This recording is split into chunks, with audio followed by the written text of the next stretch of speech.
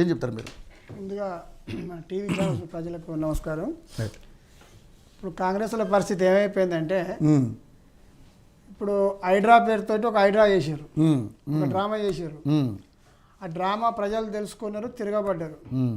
ఏం చేయాలో అర్థం కాక మళ్ళీ కొత్త డ్రామా మూసి అన్నారు. మూసి ప్రక్షాళన పేరుతోటి దాన్ని ఏదో చేయబోయారు. ప్రజలు తిరగబడి మూతి మీద కొట్టారు, మూసిని వదిలేసారు. మూసిని వదిలేసి ఏం చేశారు, మేము కొడంగల్లో భారీ ఎత్తున 1500 ఎకరాలతోటి అక్కడ పెద్ద ప్రాజెక్టు కడుతున్నాం. ఆ మహబూబ్ నగర్కు సంబంధించినటువంటి ప్రజలకు, నా జిల్లా ప్రాంత ప్రజలకు, నా కాన్స్టిట్యున్సీ ప్రజలకు మరిన్ని ఉద్యోగాలు తెస్తా అని చెప్పి అక్కడ డ్రామా చేసిండు. లగచరణ ఘటన దేశం అంతా చూసింది, రాష్ట్రం అంతా చూసింది, ప్రజలందరూ చూసారు. అక్కడి ప్రజలు చేస్తున్న డ్రామా. ప్రజలు డ్రామా ఎట్లా అంటావు? ప్రభుత్వం చేసిన డ్రామాను ప్రజలు గమనించి తిరగబాటు చేస్తారు. ఈ 3 వరుసగా ఈ సంవత్సర కాలంలో వాళ్ళకి ఎక్కడ ఏది కూడా ఏం పని చేయాలో అర్థం కాక, ఏది కలిసి రాక ముఖ్యమంత్రి గారు ఆగమాగమే గడుకోసారి ఢిల్లీలో, వాళ్ళ పెద్దలు ఢిల్లీలో ఉన్నారు, ఢిల్లీకి పోతుండు వస్తుండు. ఇలా కొత్త డ్రామా ఏం చేశారు, ఎయిర్పోర్ట్లో అని చెప్పి కేంద్ర మంత్రులు బొకేలు ఇచ్చి శాలలు కప్పి ఫోటోలు తిట్టారు. నిన్నటి దాకా మహారాష్ట్ర ఎలక్షన్లో తిట్టిండు, బీజేపీలో తిట్టిండు, ఇక్కడ రాష్ట్రంలో మమ్మల్ని తిట్టిండు. ఇప్పుడు ఇలా పోయి బొకేలు ఇచ్చి శాలలు కప్పిన అంటే మాఫీ అయ్యా నాకు సహకరించరు అని చెప్పుకున్నా, ఏమి ఏడుకున్నాడో సరే రాజకీయాల్లో భాగంగా తిట్టాం, ఇక బొకేలు ఇచ్చిన ఫోటోలు దిగిండు. ఇప్పుడు ఎయిర్పోర్ట్ రావడం వల్ల అసలు అభివృద్ధి అనేది ప్రజలు కానీ ప్రతిపక్ష నాయకులుగా ఎవరు కూడా వద్దంటారు. అది భాగమే.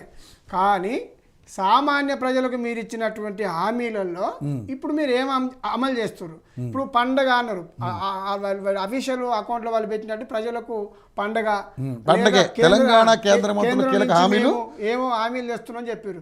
నీకు ఉదాహరణ చెప్తా ఒకటి. ఇప్పుడు మన హైదరాబాద్ నగరంలో చే నెంబరు బాగా మన అంబర్పేట నుండి నారపల్లి గట్కేశ్వర వరకు ఏదైతే బ్రిడ్జ్ ఉందో అది కేంద్రం ఆధీనంలో ఇప్పుడు ఒక 7-8 సంవత్సరాల నుంచి పెండింగ్లు ఉంది. అట్లాంటి పని చేసి నువ్వు పండుగను అరే అనేకమైనటువంటి యాక్సిడెంట్లు, ప్రమాదాలు, పొల్యూషన్, ఆ రూట్లో లక్షల మంది తిరిగే రూట్లో పట్టించుకునే నాదులు లేడు.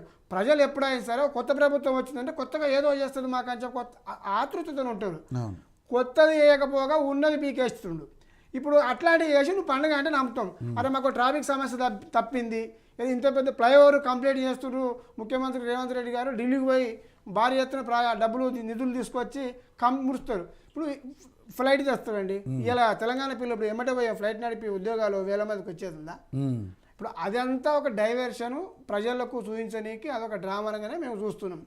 ఇకపోతే కేటీఆర్ గారు ఇప్పుడు మిత్రుడు పదే చెప్తుండు, దానికి అడ్డం పడ్డాడు, దీనికి అడ్డం పడ్డాడు అంటే ప్రజల పక్షాన ప్రతిపక్ష పార్టీగా మీరున్నా మేమున్నా ఎవరమున్నా ఒక ప్రభుత్వం తప్పు చేసినప్పుడు ప్రభుత్వం తీసుకున్న నిర్ణయం సరైంది కానప్పుడు తప్పకుండా నిలదీస్తారు, తప్పకుండా పనిచేస్తారు. కొంచెం అవకాశం ఇవ్వాలి కదా, టైం ఇవ్వాలి. సంవత్సరం అయిందండి, అప్పుడు అవకాశం మీరు చేసిన అప్పులను తీర్చాలి.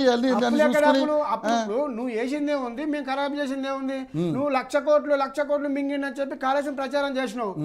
దాని ప్రాజెక్టు నేను కూడా చూసినా, మనం ఇంత చదువుకున్న వాళ్ళు పొద్దున్న లేస్తే నెట్లలో అన్ని చూస్తున్నాము. దాన్ని ఆ బడ్జెట్ 90,000 కోట్లు అయితే వీళ్ళు 1,00,000 కోట్లు మింగిడి కేసీఆర్ అని తప్పుడు ప్రచారం చేసిండు.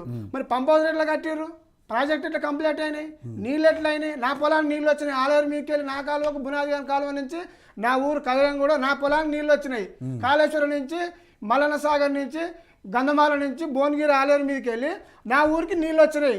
మారుమూల గ్రామానికి మంచి నీళ్ళు వచ్చినాయి, నా పొలానికి నీళ్ళు వచ్చినాయి. ఎట్లా వచ్చినాయి? కడితేనే కదా వచ్చినాయి.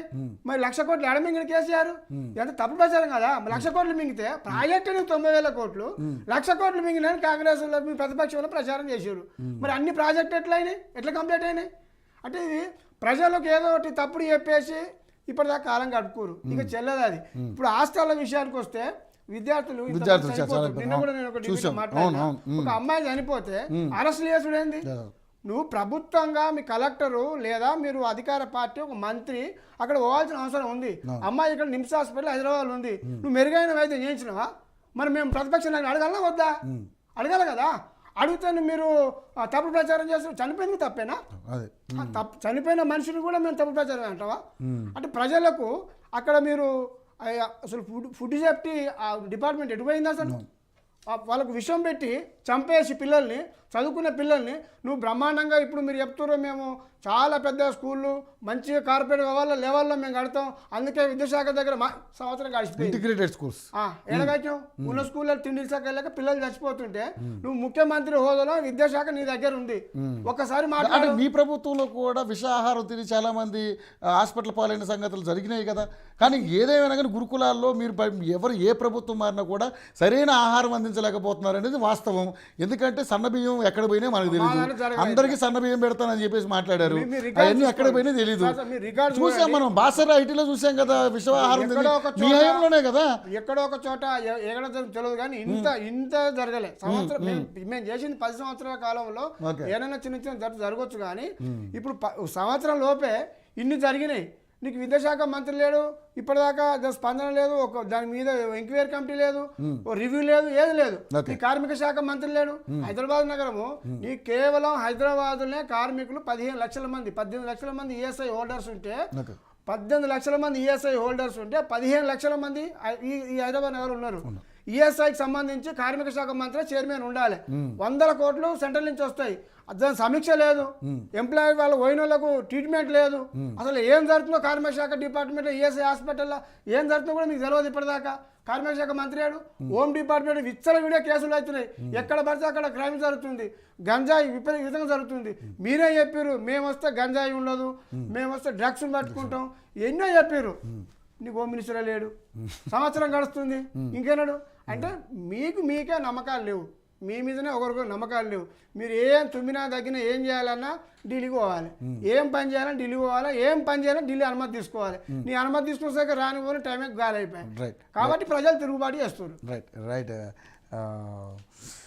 వీరేంద్ర బాబు గారు, మీ విషయంలోకి వస్తే అంటే మామూలుగా ఇప్పుడు రాష్ట్రంలో జరుగుతున్న అంశాలని మీకు సంబంధించినటువంటి మంత్రులు కూడా అక్కడికి వెళ్ళి కలవడం సరే, ఇక్కడ అధ్యక్ష మార్పుకు సంబంధించి కావచ్చు, ఇప్పుడు తెలంగాణలో అంశాలు తీసుకుంటే ఎందుకంటే మీరు కూడా రేపు అధికారం రావాలనుకుంటున్నారు, ప్రజలు మీ మీద కూడా మంచి అభిప్రాయం పెంచుకున్నారు కాబట్టి 8 మంది ఎంపీలు 8 మంది ఎమ్మెల్యేలు మీకు అద్భుతమైనటువంటి రిజల్ట్ ఇచ్చారు. గతంలో దానికి పోల్చుకుంటే బీజేపీ కూడా కొంచెం పుంజుకుంటున్నటువంటి పరిస్థితులు చూస్తా ఉన్నాం. ఏంటి రాష్ట్ర ప్రభుత్వం తీరును చూస్తుంటే అంటే రేవంత్ రెడ్డి గారి పరిపాలన విధానం చూస్తుంటే ఏమనిపిస్తుంది? ఇప్పుడు తెలంగాణలో ఇన్ని సమస్యలు ఉన్నాయి, ఇప్పుడు ఎయిర్పోర్ట్లు కావచ్చు, ఈ బాపు ఘాట్ కావచ్చు, ఇలాంటి సుందరీకరణ పేర్లతోటి అని కొన్ని డైవర్షన్ అని అంటే ఇందాక కోటేశ్వరరావు గారు